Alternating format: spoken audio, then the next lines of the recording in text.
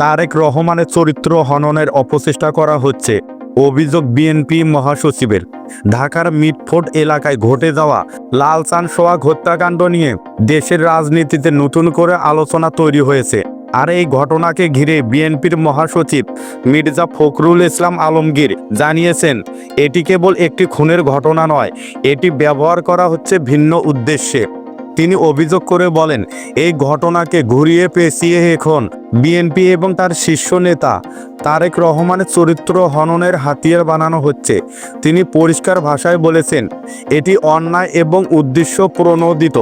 সোমবার গুলশানে বিএনপি চেয়ারপারসনের কার্যালয়ে এক সংবাদ সম্মেলনে লিখিত বক্তব্যে এই বিষয়ে সরব হন তিনি।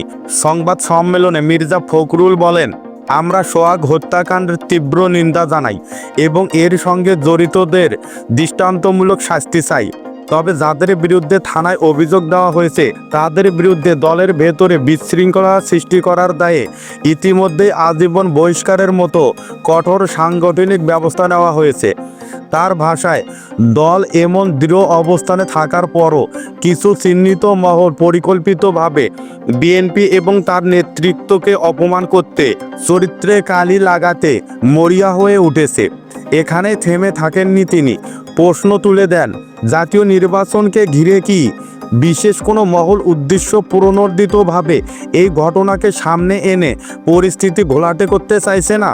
তিনি জানান, এই ঘটনার ভিডিওগুলো 9 জুলাইয়ের ঘটনার পর ঠিক 11 জুলাই অর্থাৎ শুক্রবার জুমার নামাজের পর সবচেয়ে গুরুত্বপূর্ণ সময় ইন্টারনেটে ছড়িয়ে দেওয়া হয় এবং এটিও ছিল পরিকল্পনার অংশ বলে সন্দেহের জায়গা রয়েছে তার।